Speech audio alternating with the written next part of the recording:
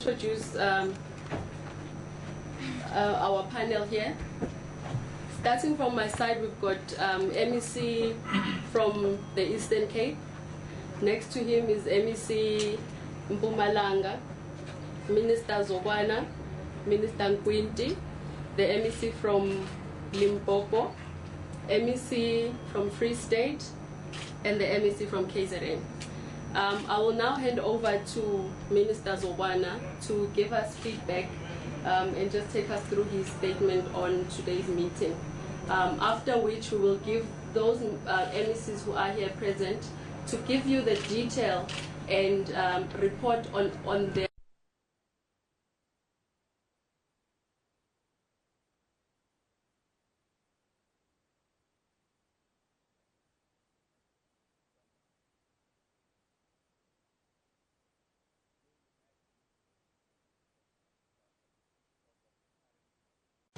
to discuss the ongoing drought relief support we are providing to affected farmers and livestock owners, engage on plans and solutions we can employ from now on. From the meeting, we now have a clear picture of the negative impact of drought on crop production, livestock, agro-processing, agriculture infrastructure, and food security in all affected provinces. Planned sectorial achievements on priority areas like outcomes 4, 7, and 10 will not be accomplished as planned because food and feed grain prices will surge, debt levels, and crop losses. Government departments, municipalities, and entities are working together to provide livestock feed, deliver rainwater tanks, cut water to farmers and livestock owners to help their livestock during the time of scarcity of grazing grass and water for hydration.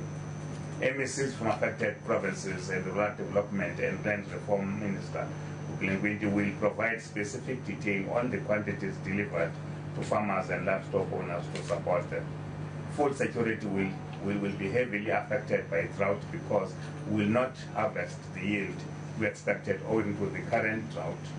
In some places, no planting was done, while some will have very low yields.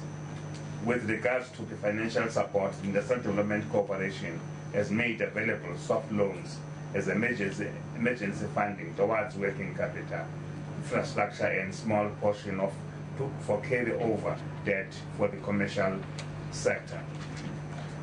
The IDC will consider financial assistance to existing clients that apply for drought relief support, while the non-IDC clients lending will not be made available directly to the end beneficiary, but rather through National Credit Act compliant intermediaries like the Land Bank and Agribusiness.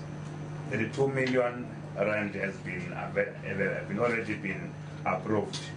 The loan agreement will thus be entered into between IDC and the relevant intermediary. Those intermediaries will have to apply to IDC on a case-by-case basis, and the due diligence will be applicable. In relation to the directive we gave to provinces to use 20% of the Litsema grant, which was not going to be used because of the drought, provinces have provided and received approval are KZN, Free State, Northwest, Limpopo, Gauteng, Mpumalanga, and Northern Cape. Eastern Cape applied this week, and the Western Cape has not yet reprioritized. We are happy that the money is used to provide relief to the farmers. Our priority is on developing and implementing climate change adaptation plan and programs for the sector. We will give more support to climate-smart agriculture in terms of conservation agriculture. Increased investment on land rehabilitation programs for improved productivity of land and water storage capacity.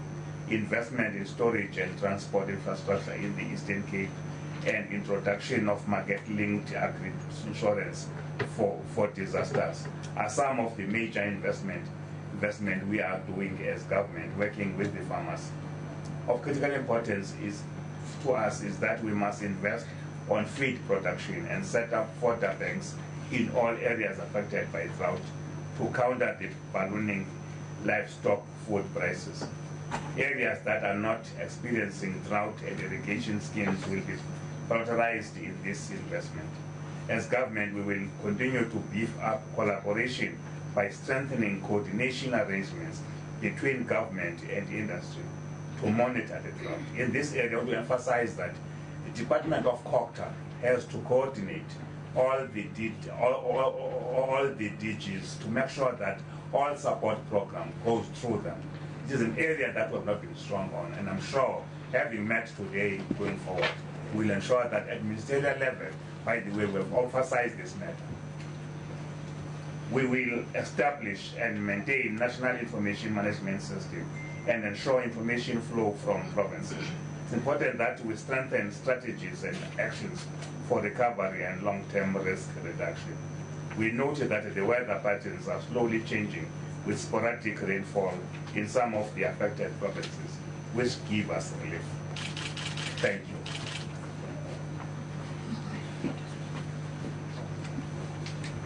you. I will now hand over to MEC Limpopo to just take us through the MEC Limpopo Provincial. I will now hand over to MEC from Limpopo to just take us through her provincial report.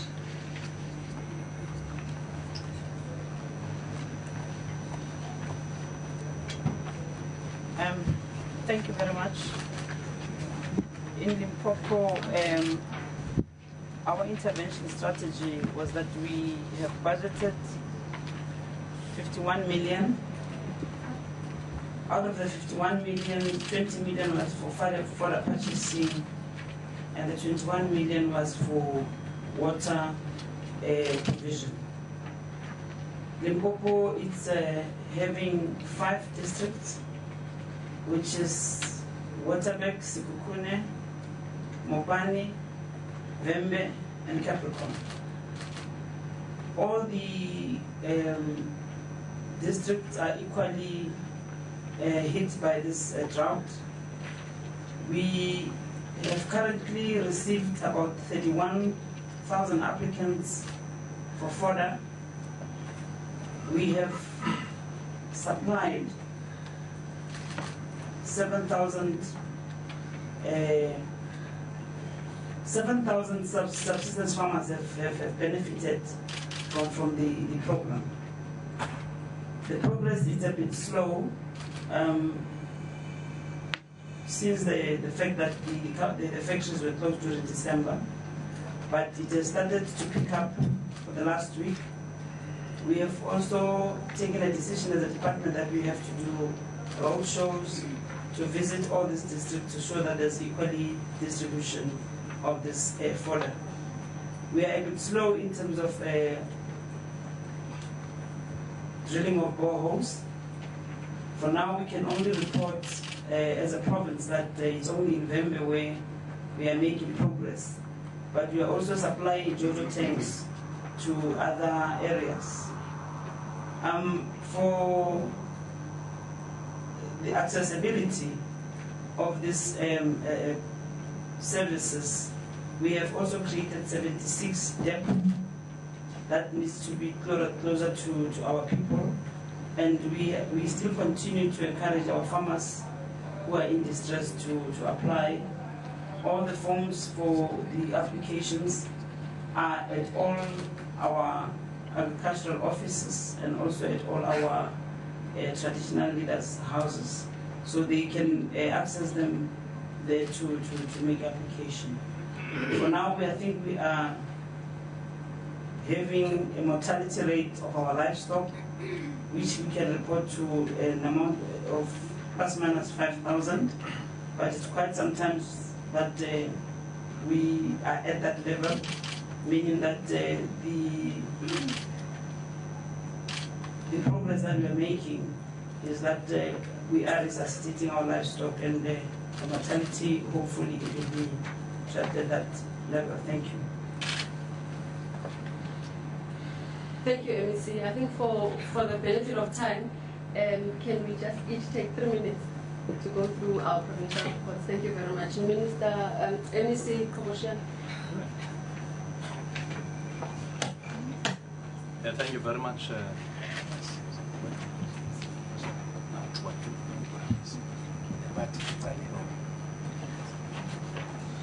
Thank you very much, Program Director, and good afternoon to members of the media. I think just to walk you through quickly the issues of cropping in the province of the Eastern Cape. As you can see that we have planted 15,000.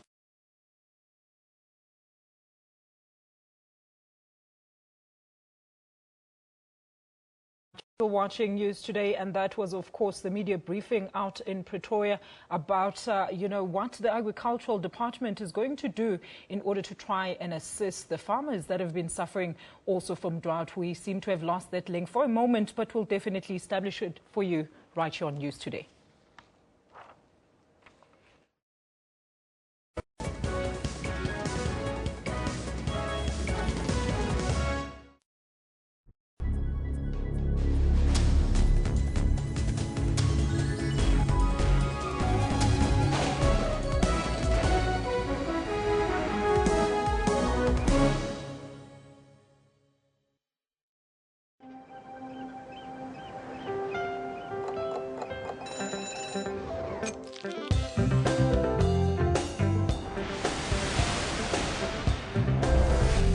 Morning Live sets the agenda for the day. We bring you the latest local and international news. We are on the ball with all your sports activities and results. We give you the latest business update. We bring you the latest weather every time. Watch Morning Live every weekday morning at 6 o'clock, bringing you everything you need to know before you go. Shap shap, eitada.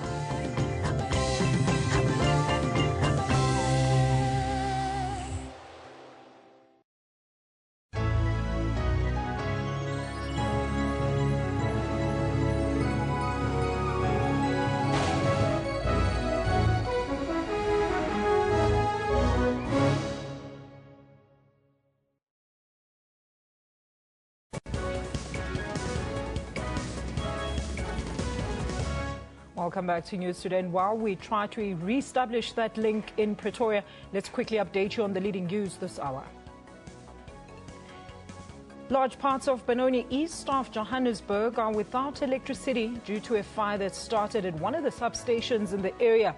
Ekurhuleni Metro Municipality spokesperson Themba Khatebe says firefighters managed to get the blaze under control. Investigations are currently underway into the cause of the blaze, and mop-up operations are still underway. South African Airways has cancelled all flights between Johannesburg and Washington, D.C. due to bad weather. Winter storm Jonas is expected to batter the U.S. East Coast, and extremely unfavorable conditions are predicted for the takeoff or landing in Washington. Icy roads and freezing temperatures have prompted school closures and emergency preparations in the Washington, D.C. area, snarling traffic for hours. 10 people, including 7 policemen and 3 civilians, were killed in an explosion as security forces attempted to raid a suspected militant hideout in Giza. The explosion left 13 injured, 2 of whom are in a critical condition. Witnesses say the sudden blast knocked down the apartment walls, destroyed vehicles on the street nearby, and killed many people. And looking at your sports news, South Africa won the toss and decided to bat first in the 4th and final test match against England out in Centurion. The Proteas put a better performance compared to the previous games. Dean Alga shared a 35-run opening stand with debutant Stephen Cook before departing for 20. Newcomer Cook and Hashim Amla survived unscathed until lunchtime and for the loss of just 1 wicket. The Proteas are determined to end the series, winning the 1st and 3rd tests.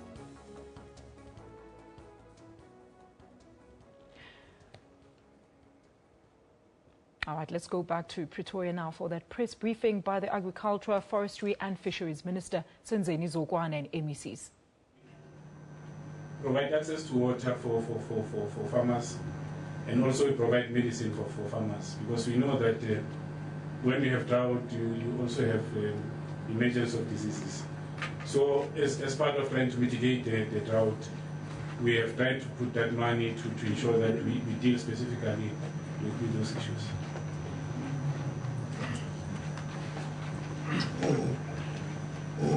From KZN, I have really nothing to add to the presentations made by the colleagues from the provinces, because we were all basically intervening as coordinated by the two ministers, Minister Zokwana and Minister Gwili, to whom we are grateful for actually leading this campaign.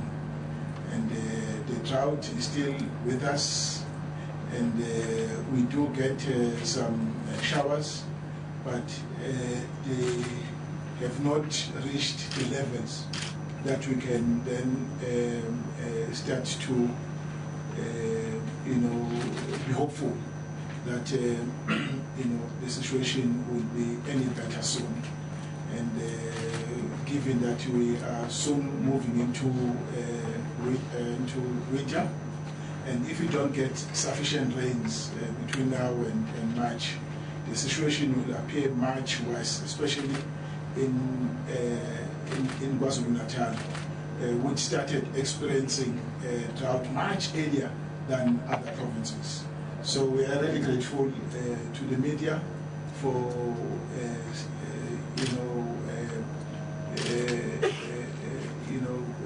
reporting on the state of affairs, and also giving us a platform to inform people on the plans that the government has adopted as measures to give them some drought relief. Thank you so much. Thank you, MEC. MEC, thank you very much. I'll be very brief myself. I think one is that there are issues of long term around climate change, because it's not just an issue of drought. There are issues of El Nino, as we have spoken about. But however, if I can go direct to the issues around Mpumalanga, we were budgeted an amount of over 33 million rand, which 80% of that amount is going to go to animal feed and 20% will go to water management. And roughly we've received about 10,464 applications from different farmers who are needing assistance, and that program is being implemented as I speak. Thank you very much. Thank you, MEC. Let me hand over to Minister Gwili, after which we'll take questions. Thank you.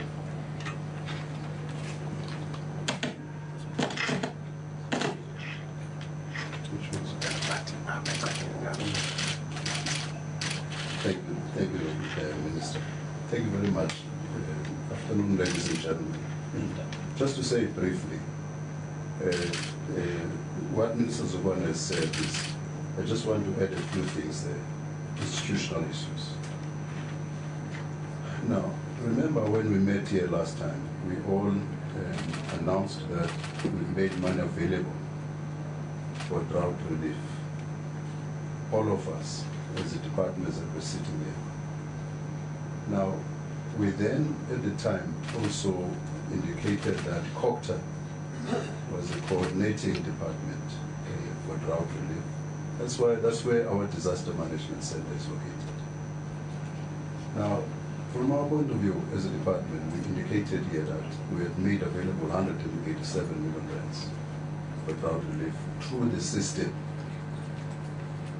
Now, that is why Minister Zokwana is saying we needed to improve our own coordination, so that there's greater impact, so that you don't have a little bit of money here, a little bit of money there. So last week we had a meeting to assess. We got a report that was evaluating progress throughout the provinces. I think the Eastern Cape at the time was still outstanding. So we got this report. Insofar as the report is concerned, one of the things that came out also is that the coordination should go beyond, and we're very thankful to the Minister for at least having initiated interaction with commercial farmers. Was that we needed to bring together not just government departments, but also the private sector, which itself was doing sterling work insofar as this is concerned. So we then agreed, and remember that there was this transition also between Minister of COCTA and so on. So We then finalized that and sorted out the question of coordination. The Minister of COGTA is chairing the Disaster Management Center, is chairing this program, this response to drought. The Minister of Water and Sanitation, Minister Ngonya, is one who, because she's been running this show for a while, so we said these ministers must take responsibility together with their DGs to coordinate the technical aspect of things. I thought this institutional aspect of the response to drought is important. So these two ministers, helped by all of us, especially Minister Zokwana, working very closely to these two ministers, are the ones who are responsible. So the question of coordination has been resolved. The question of technical support has been resolved. What we need to strengthen, all of us, as I said, each one of us have got, I've got this 187 million rands. Ms. Ngonya, I know she had earlier on 352 million rands, even at the beginning, very beginning, all these departments. So we are improving, and hopefully this again, this session, which when it goes out there, farmers themselves will know that the support that government is giving to them, and then themselves, they will be proactively following up on the attempts that government is making. Because it's very important for farmers themselves too to take the initiative. Part of the challenge is that in some instances, I've learned from the MEC, for example, that in some instances in our department, although we have this collective effort at the national level, in some instances our own department will go and do this. So it doesn't have the kind of impact that is necessary. So we need to pull together our resources. We have had a nice discussion with the MEC here to correct those kinds of small things which impede effective operation of this kind of response to drought. So I think that we can do better. We've done a lot of good work right now, but we can do better. Thank you. Thank you, Minister. We'll take questions now. Please introduce yourself, the media house, and your question. Let's take a round of 5. Thank you.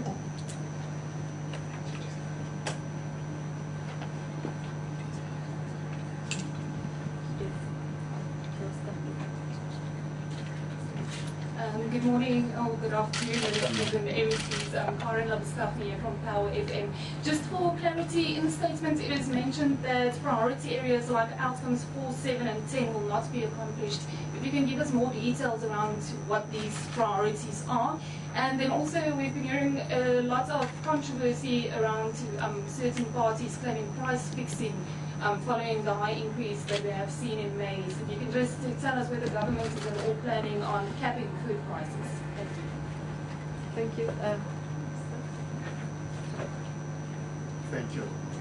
Anna Peter, SABC News. Minister, how is this program coordinated? I'm talking based on the fact that in our case study, in Moretele in particular, unfortunately the MEC from Moretele is not here, that the farmers there haven't received any form of assistance, although they read about it and they hear from us that there is this form of assistance. The NEPRO there says they haven't received anything. And the fact of the matter is that many of these farmers have lost the bulls. Is the government doing anything to replace those bulls? All they say they have seen that is tangible is that 2 chiefs have been given heads of cattle, and those chiefs themselves are no farmers. Thank you. No, you just went. Good day, Ministers. Gerard Davis from Farmers Weekly magazine. I just want to find out if there's a timeline on the starting to grow fodder banks or grow grazing. Because if it doesn't start before this coming November, it won't grow. It doesn't start within the next month. Thank you. Thank you.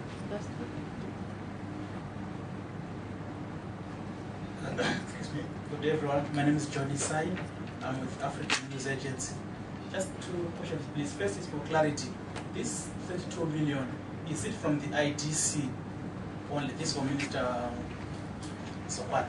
Is it from the IDC or is it from other organizations listed there? Then secondly, will SA be importing maize and from where, please? Because the region is also affected with this drought. So are there any plans as yet of importing this type of food? Thank you. Thank you very much. I'll hand over to Minister. Let me start with the last question from John. Sorry. The 32 million rands is from IDC that is made available for loans for commercial farmers. Then will maize be imported? Yes, in the last meeting we confirmed that the country will import between 5 and 6 million tons of white and yellow maize. The issue of grazing that has been raised, yes, we are concerned as well. We know very well that if the rains that we receive now won't be enough, it may have an impact to come winter month. Hence we speak of the building of capacity in terms of growing feed crops, so that by the time that time comes, we have created fodder banks in districts so that we can be able to assist. The issue of chiefs, unfortunately, I cannot be able to confirm to that question as the news, because unfortunately we don't have that. But on the issue of moratele, the best we can do is to follow up, because all provinces were made aware of the fact that we need to ensure that we intervene in time. And they can only sympathize with those farmers if they have lost their livestock. We'll follow up. By the way, we have drawn a program that will be followed to make sure that we do road shows. Maybe the best I can confirm is that even if we didn't plan, the area you are mentioning will be the first to visit, to go and see what is happening. And because if bulls are dying, obviously it will take time for those people to grow their stocks. And of course, when we have verified what has happened, what should be done, we'll look at that together with the province. We have mentioned that ordinarily we have agreed that coordination will be done around Kokta, and that is the Minister of Kokta, assisted by the Minister of Water and Sanitation, will be dealing with that to ensure that all that we do as government is coordinated, all the funds are available are put together so that they make a greater meaning than the minuscule that this department can do and that can do. And I think that from this meeting, we will re-emphasize the fact that TDGs should be meeting so that the programs are made, and then people are made aware of where to get feed and how.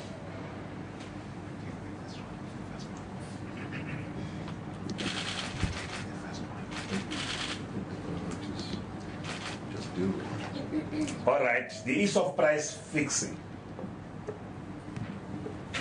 You know, we have created a capacity in the department through one of our entities, NAMAC, so that we're able to make sure that we do price monitoring, so as to avoid where people believe that because there's this situation, they can be able to make money. The areas we refer to are that we are supposed to grow the economy through agricultural production and make sure that jobs are created. And because of the current situation we may not be able to meet those tangible goals we have set ourselves to achieve. And that may have an impact in farmers keeping the employees in employ if these are challenges we're faced with. And those are things we believe when funding is made available by Treasury, as per the disaster grant applications we have made, we may be able to keep those employees employed and see whether there can be coordination of assistance, because even food is one of the areas we need to look at. So we hope that when we have done this work of coordinating this work, working together as all the ministries, and when the Minister of Finance have announced the budget, and with all the funding available, we'll broaden the program. But I agree, coordination is very key. What it means, therefore, that our plans to put into production so many hectares thus creating jobs and sustaining livelihoods. Our ability to make sure that people are employed as well as access in food will be impacted as this drought has not only affected crop production but broadly as well as livestock. So it is broader because with water scarcity we have to spread the resources one hand. But the reason we're planning is to ensure therefore that we are able to dent the impact, but working with our stakeholders. Yeah, thank you, Minister. This question of curbing, I thought that's a question of curbing, possibly curbing food prices. Yes. Let's also remember that this is a free market economy. Part of what happens when this happens is to balance supply and demand. Yes, even if government were to intervene, government would intervene on a matter that's very complex. Because if you say cap, the price increases, how are you going to control the exhaustion of the current supplies against such a huge demand? It's a basic economic question. So we have to also take into account those realities as we respond to this. I think there was a question that says we should respond in time. There are opportunities in the country. It's not every part of the country which has been hit by drought. If you follow what farmers are saying and economists are saying, you find that part of what's happening in the country, those areas where you don't have drought, and we too as government, particularly our two departments moving forward, is to actually do this, which the farmers are saying. The areas where there's no drought, and because we have got a very sophisticated weather services functioning capacity in the country, we should use that capacity in such a way that it assists us to plan ahead, and therefore knowing that there are areas which are prone to drought and those areas which are not. And there's those areas which are not so much prone to drought, we grow, and in other words we use those for the eventuality when there is drought. I'll tell you why these things happen. In the Western region and the Eastern Cape, there hasn't been drought. In fact, throughout the winter there was rain. There were rains throughout the winter. There still rains in the western part. So, in terms of forward planning, which is what we were saying in the last meeting, we must plan from now moving forward, knowing that this thing will happen. And therefore, those areas which are not prone to drought should be used for that eventuality. And one of the things that's coming out is just saying, these areas, these farmers who are in these areas where there's no drought, they're making money. Because they're selling lucerne, they're selling, they're selling feed to farmers where there's drought. In some instances, you would have read that you wouldn't get phosphate. Looking for phosphate, looking for feed for cows, for cattle rather, you wouldn't get it because it's been sold to areas where there's drought. So this is something that is managing the supply and demand challenges that we have in the country. So this question of curbing food prices could be a bit of a complex one. Moritele. Yeah, we have programs, both agriculture and ourselves. Provinces here, sitting here, they could answer this question actually, except that the MEC is not here from us. But we have programs where we supply goods to farmers. So this is the answer is yes. If these farmers have lost goods, and then in the process of recovery, this should be easy to do, provided that we get to know who actually has lost goods, and therefore the provinces are going to keep to that kind of decision. I don't have a brief about these chiefs in Northwest, but I know that these are communal land. These chiefs are operating on communal land, and therefore they don't. They are communal farmers. And I know one of them, for example, is Chief Muyilwa, the one who recently passed away. We buried him on Saturday. I got to know about this. I know that he is a very enthusiastic communal farmer in that sense. So it doesn't mean that because somebody doesn't have a farmer in a commercial sense, and they're actually farming in in communal areas, they can't get. So I think the provincial government, I don't know the detail of it, but I know there were two of these chiefs. One of them is this one. Maybe perhaps you didn't respond to this question of 32 million rents, IDC, water, etc. You did that. So I think we put it fine.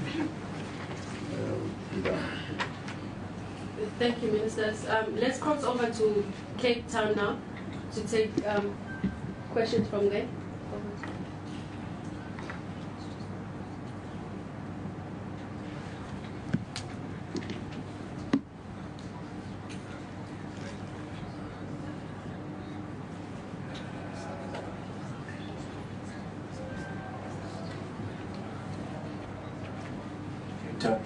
Cape Town. We don't have a sound there, Cape Town.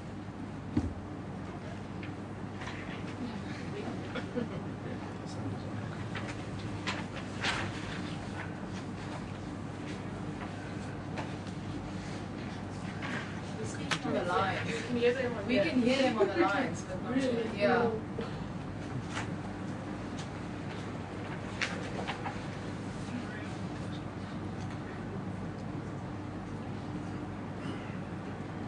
I think while we wait for that, if there's, let's just do it. Yeah. You can show. Afternoon. My name is Marika. They're still speaking to us. Yeah, that's something. Marika from Jacaranda FM.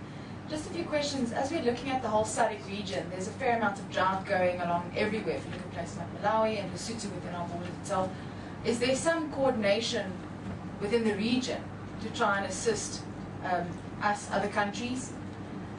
Also, desalination. I know we have, I think, one or so plants. One is in Mossel Bay, and so why is this not something that we make more use of? I don't know if there's some technicalities involved that means we can't on a large scale make use of that, but some information on that, please. And then also, if we have 5 out of the 9 provinces that we've declared are effectively an emergency because of the condition of the drought, why is it, I think the question was asked the last time we had a presser here, at what stage do we go, this is now a national emergency, so that more funds are released, or the legality around that? And then also, what do people do? I mean, it's easy now to say people must, make do with less water or whatever, but you can see people's frustration taking part with NGOs, collecting water, collecting feed. What do people do? What's your message to people to try and assist here? Thank you.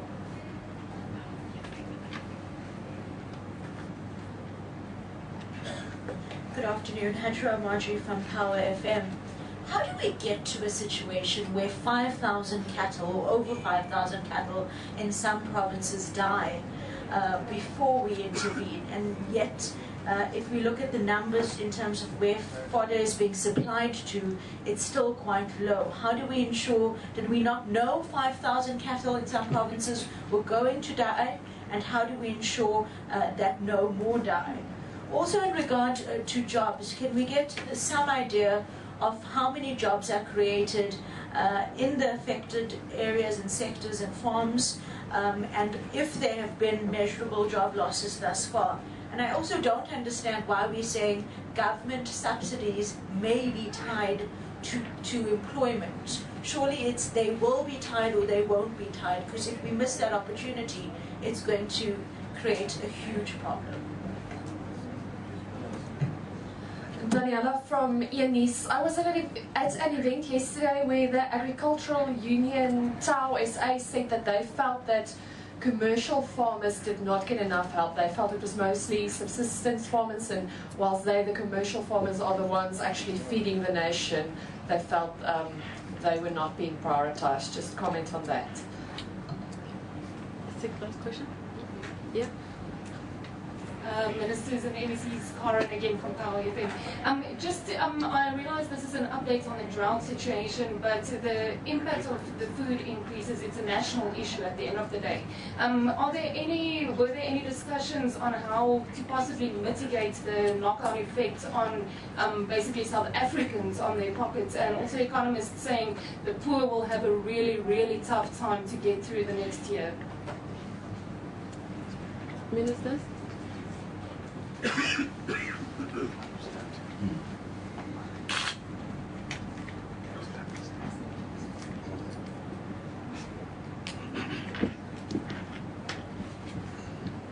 I'm sure Minister will deal with the SADC thing, but I do know indeed that SADC has got that. But in our discussions so far, we haven't really dealt with this question of coordination with SADC on the SADC region.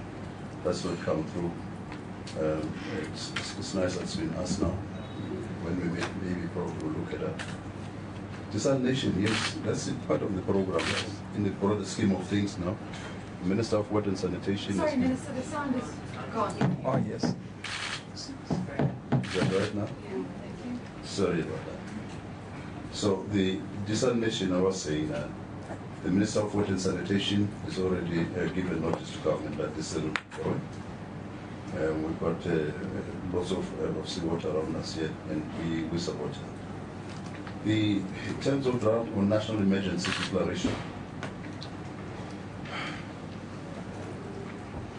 you know, you earlier on I was saying that except for Eastern Cape, there was a report.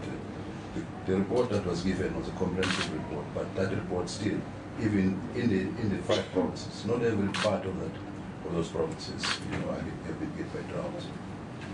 KZN was severest, perhaps hit by drought, etc. Now, to suggest that we declare a national emergency, you know, so I think there would need to be a lot more work done on that. I'm sure provinces in particular, because they are the ones who sort of press the button most of the time.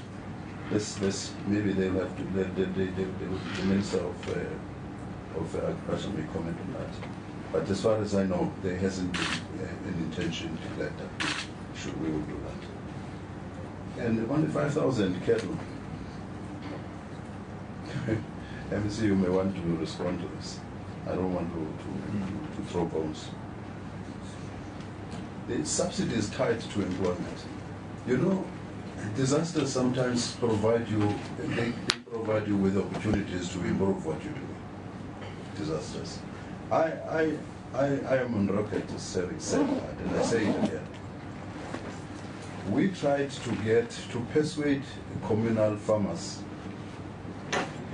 to move to state land which we had purchased, to move their livestock there to free the communal land space, because land there is overrun, it's lost value. And we introduced the program called Animal and Field Management Program. That program is meant to deal with this question of when there's drought, land would have been, or the field would have been looked after, etc., cared for. And we've got a program that then looks at rehabilitation of the soil, etc. It's meant to deal with occasions like this. So, when this drought struck us, one of the things I said, you know, this for us is an opportunity to persuade communal farmers, to say to them, look at what's happening. You're losing, and I can tell you these 5,000 animals that we're talking about here, they probably are mainly in the communal areas, not in the commercial areas. But people are very skeptical. We found that people are skeptical. They think. Remember, there's this whole history of forced removal. We, depending on persuasion, this drought has created an opportunity for that program. We're hoping that from now moving forward, that all of us, including the owners of this livestock, will see this as an opportunity to move from the communal land to the areas where we have state land. And that therefore to tie this to employment, and even improvement of the quality of the communal land space, etc. If you went to KwaZulu-Natal, and there are others as well, but I like to use this because it's an area which Msinga is very, very popular for hardship. If you went there in some of the areas there, this is exactly what we've done. And I'm sure if you were to go there a couple of years later, the way things are going, rehabilitating the soil, including filling up the gullies and all of that, training people in understanding that, they will then begin themselves in future to actually do this thing. Not just because it's a job thing, but because it's something that needs to be done in order to prevent calamities of this nature in the future. And of course, press will deal with us, question of Tau and commercial, because earlier on I did comment that I commended him for having taken the step to meet with commercial farmers, because at our last meeting this came through to say white commercial farmers in particular were saying exactly this. It's not the first time it came to us. And then the minister took responsibility for just starting to engage with farmers. The impact on food. Yes. Thanks. We unfortunate that we have not met with Dow in the processes, but we've invited almost all commercial organizations, including AFASA. It was only yesterday that I did have a discussion also with the CEO of AfriForum to deal with these permutations, believing that there is segregation, there is people are being disregarded.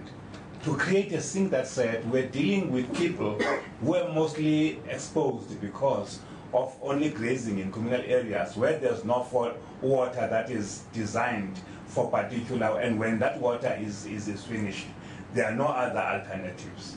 Commercial farmers understand very well what the program is. We met with them only last week. Our last meeting was on Friday. And I believe, therefore, that we'll meet with Dow so as to understand their understanding. If you have taken note of the report from some of the provinces, Free State, they have gone beyond assistance. And I think that assistance to who will be informed by the magnitude of the trouble that they are facing with. In areas where you have got more than former homelands brought together, like in Limpopo, Eastern Cape, you will find that the burden is too huge of dealing with such problems. And we have met with commercial farmers, and their view is not that they say, we want money in cash.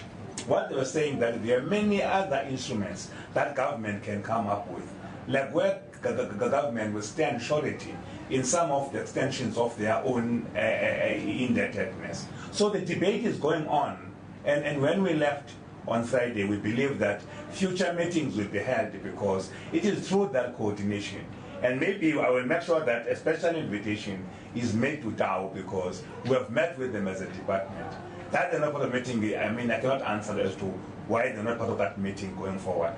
But there is no reason to discriminate against anybody if funds allow. As I said, that the areas where they were declared areas, once the Ministry of Finance announces what the allocation is, we'll extend and make sure that everybody, because the Commercial Farmers was not only speaking about what they are facing now, is to prepare so they are ready in the planting season going forward. On the issue of food increases and what mitigation is to be done, the debate is ongoing. As I said, our last meeting was last week on Monday as the interministerial committee meeting, looking at all these things so that we look at what will be done, even looking at assisting farmers who could not plant anything, to say, how do we make sure that they keep their employees within their farms? What assistance will they need? As a country, we have gone through crisis. Be it in mining, it's not the first time that we have got this crisis. But lucky now that we have got an understanding with the commercial farmers, that we can talk and share ideas. And we know very well that this is going to be a tougher one. On the issue of coordination of SADC, the only thing we know was that the Grain SA says more than the 5 to 6 million tons they're going to be importing. They will import more to take stock of those commitments they made. with some of the SADC countries. And I'm sure that committee then, when they meet again, they will give us figures as to in reality how much. But of course, I agree with Minister Ngwindis that in our own meetings, we need to look at the issue of SADC going forward as to how do we make sure that we are assist going forward. We know very well that there are other coordinating agencies that do coordinate when there are crises of this nature. Thank you, Minister. I think let's take the last round from Cape Town and then we can conclude. Thank you. Cape Town. Hi, Womagas, can you hear us now? Yes, perfect. Go ahead, Paul. Good afternoon, Ministers. Paul Vecchiota from Bloomberg. Minister Zokwana, can you just confirm that your maize import estimate of 5 to 6 million tons is unchanged from last week? And when do you think that figure will be revised? And then secondly, last week, AgriForum SA asked for credit and interest rate subsidies from government. How far are you on discussions with that, and when will they be concluded? Thank you. Decision will be made, I mean. Jolene? Jolene van Wyk, Landbouwbeheerblad. Minister, I know this question was asked, but really now this, with the food prices, there's already estimates how high it will skyrocket, like your grains that will increase up to 18% with food price inflation, and your veggies that will probably go up to with 40%. Is there any will from government to cushion the consumer during these tough times? And then also, Minister, the last time we spoke a lot about the boreholes, and I've established in the meantime that Northwest, that they are very good actually in sinking boreholes. What's hampering the other provinces in sinking boreholes? Thanks. Back to Pretoria. Thank you. Minister. So, thanks for those questions from Bloomberg. We have not yet received any change. While we appreciated the fact that we have happy in receiving some rains, a point we made last time is to say we have not yet been able to quantify that we will need less than what was projected last time. But there is a national coordinating committee, including our department, that is looking around those things. And I believe that as soon as there are any changes due to the recent rains, that we may be able to increase our yield from dry agriculture, we will make you aware of those things. And the request by Grain South Africa, by Agri SA, on some of these are issues that need to be dealt with between Agri SA and the Department of Treasury. As a department, we will of course engage as well, because it will have to be an agreement between them and Treasury, because those are financial issues. But of course, we'll put a word on their behalf, as we said last time. And I'm sure very soon we'll be dealing with those matters. And on the issue of projected or possibly food increases as raised from Cape Town as well, as we have said, is that those issues are informed by the availability of commodities. But as a government, what we'll do is to make sure that we monitor if those increases really reflect what is supposed to be happening. And of course, as a government, we have to make sure that those people who are suffering or who are poverty-stricken, the assistance we have given before, I'm sure we'll be debating among those things as how do we deal with those social issues. And again, let me release to say that when we met last time, the amount of rain we have received was not at the rate that we have received. And I believe that if we go back to other forms of production like hydroponics, we can be able to fast-track the production of agriculture. And those are issues that as these MECs, we have debated of saying, if we cannot produce maize because time to plant is over now, why don't you plant beans? Why don't you look at other commodities so that you can alleviate the situation with to the extent what we're exposed to? Boreholes, I'm sure the MECs are around. I can't answer for them. Maybe each one must tell. Maybe the conditions are not the same as to why maybe in this province they've drilled 3 instead of 10.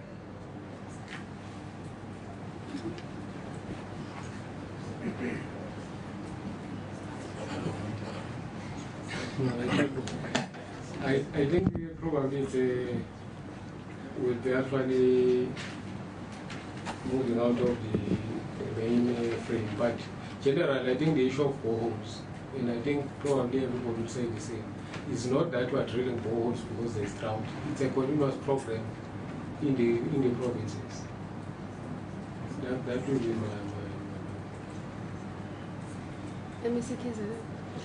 Yes, I agree. I nearly asked a question myself. You know, it's difficult to measure the statement that one province is good at doing doing boreholes than the other, because we use the same companies basically. Like for instance, in KZN, I think there's about 4 to 5 companies that do this thing, and they drill boreholes throughout the province, of course, in Natal. Now, unless you have been to one in another province and see how they do it, it's difficult to make a comparison, so to speak. But what we want to see is water coming out of the exercise, you know. And I must say, in our province, what we saw happening as drought deepens is that some of the boreholes started to dry up. You know, dams drying up, and which then, you know, calls for now, you know, a different approach to it. Some people are even saying probably you need to sink it much further than where we have been taking it to. And I think we've been taking it to 60 meters. Others are saying we must bring it down to 300 meters. That's one part. And in some cases, you know, there was a time when we thought we would be in a position to move, you know, money that was earmarked for planting crops on dry land to land that could be put under irrigation. Even there, because rivers were drying up, you know, we saw rivers that never ran out of water. But today, there's not a single drop. Even in those areas, in the irrigation system that we put, we saw water dropping below the irrigation system, leaving the irrigation to hang in space. So that's how terrible the situation has actually become. That you can't run now to irrigatable to land under irrigation, because even there you are experiencing the problem. I think the minister is right that in areas where we still have rain and we still can plant, probably those are the areas now we need to begin to intensify our efforts in order to build food security for the entire province. Thank you so much. Thank you. Thanks. There's this question that was raised about why don't we declare this a national disaster, which Minister Ngwindi answered. I want to raise this today. The MEC of Western Cape, Ms. Hindle, said that in the province of Western Cape, they have declared about 3 to 5 municipalities because others are not under stress, which is the point that Minister Ngwindi raised, which is true that you cannot declare a disaster nationally unless it is based on science, and unless you are guided by the Act that you should make sure that municipalities declares and processes are followed, assessments are made. Yes, this disaster is huge, But it is not going to be right to say everywhere there can be no, maybe the situation is not the same. So I think this debate that has been given today, we believe that declaring Western Cape as another disaster would not be proper because it's not based on facts. Thank you. Thank you. Thank you. I think. Minister, I have a question. My name is Denzel Taylor from Power FM, and I'm intrigued by one particular point here where you say, from the meeting we now have a clear picture of the negative impact of drought on crop and production and livestock and stuff like that. And we've just heard that this drought is huge and it's been with us for some time. But in the conversations with the MECs and everybody, we've heard of the sheep and the cattle and the dams being built and stuff like that. But is there, in a short 3 minutes, 5 minutes, a very high level conversation that if you understand it, what is the impact of the money that you will throw at the dam? What is the impact on the economy? Where do you see it impacting on the economy? How many people will be relocated, for example, as you speak of relocation? What is the estimate of all of this that you talk about? What is the estimate? Where do you see the financial burden ending even? And where do you actually even see the problem ending? So is there a high level, as you have had conversations about 5,000 sheep dying and so many other cattle and so many dams built and boreholes, do you in your head have a high level perspective of the enormity of this drought?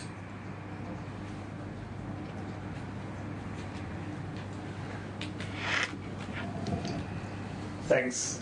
Our debate was not only limited to looking at the impact of the drought alone. It was looking at that, but also looking at what has been done by the department to alleviate the situation. Of the cattle we spoke of that were hardly hit by drought, through the impact we have made, we have been able to make the situation better through making sure that fodder is made available.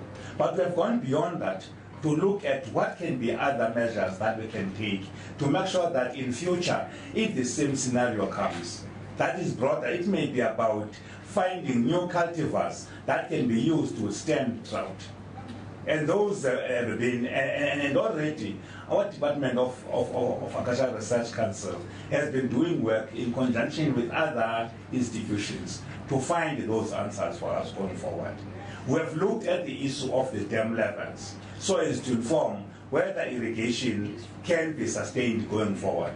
And we have taken into account the report we have got from the Department of from South African Weather Services and what the projections of rainfalls have been, even taking into account what we have received. And in all that, we're trying to make sure that we're not only looking at the drought as an end in itself, but saying that El Nino will be with us for some time to come, as long as the impact of climate change is on us. But how smarter will we be in the next time it comes?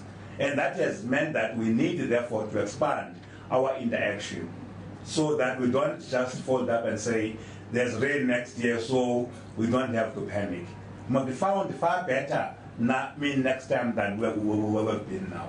That's why we speak of changing to conservation agriculture, which includes, among others, being smart in the way you till your soil, using new technologies that not disturb the soil. Even if there may be floods next year, you will prevent the impact on soil erosion. How to reduce emissions and all those things. How to cut the cost of farming. And what instruments do you use to make sure that we improve the organic nature of our soil, for the fact that we need to be able to retain water, because sometimes if your soil is bad, you lose water as it rains. But beyond that, we need to look at other methods like promoting crop rotation. For some of the crops like beans and other legumes, have got capacity of retaining high hydrogen into your soil, improving its capacity, and deal with pests. We have gone beyond to look at what the impact of this drought will be on new diseases coming up because of the nature we are in. How do we deal with our bees, because they are very instrumental in the process of pollination that we have got to have this drought. And if we were to give you the list of things we debated, I think you'll be here until you are tired. Thank you. Thank you very much, ladies and gentlemen. Thank you, Assistant Minister. Just a question that wasn't answered. About what we as civil society, what do we do? What is your message to people out there? What must we do? Thank you for that question. I'm sorry that I didn't answer it. I think the call we have made to say that let's use water sparingly. Let us make sure that in most areas, and I would say that maybe we'll be engaging the Ministry of Human Settlement books, that for each and every new house project, then it must be linked to the supply of JoJo tanks so that we can be able to harvest as much rainwater as possible. Because JoJo tanks also add to the issue of controlling the environment as less water is used from underground sources. We need to use even our rainwater for things like irrigation of our crops. We need to encourage people doing washing early in the morning, but not washing alone, but also making sure that we don't use water during hotter conditions to irrigate. Irrigate rather early in the morning or in the evening. We must not say that because of this few rain we have received, the problem is over. It is not over. And I believe we'll win through the media passing this information and people participating, and we'll continue engaging going forward. Thank you, ladies and gentlemen.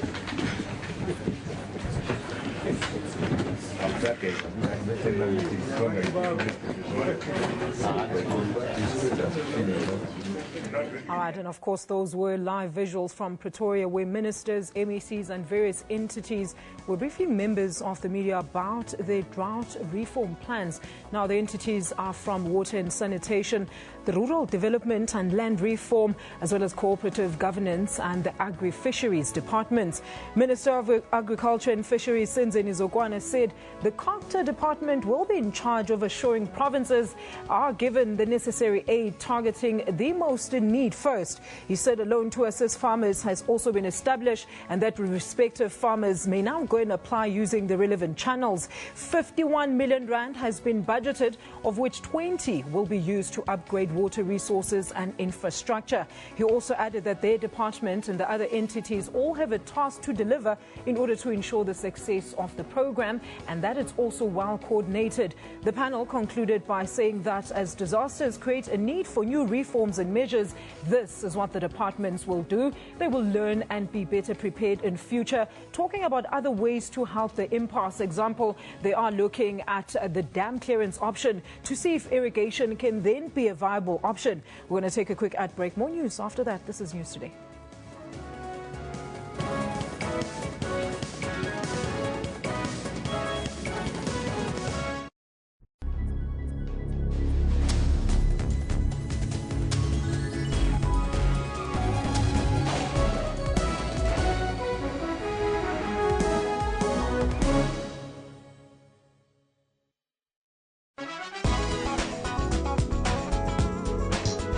AKA went overseas to win 2 awards for himself for Best South African Male Artist and a second one for his hit track All Eyes on Me.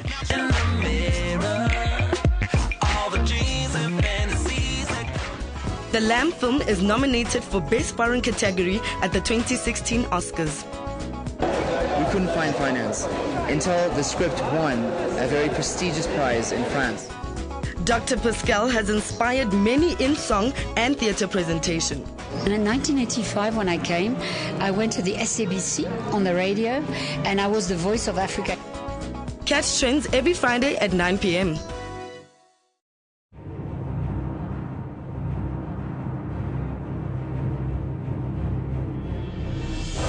Preparing for victory requires intense effort and teamwork. When you get to it, there is no turning back, because all eyes are on you When it's action time, nothing should stand in your way. Sports Live tackles and analyzes all the sport action. This is the home of all your sport news, updates and more. Sports Live weekdays at 8:30 p.m.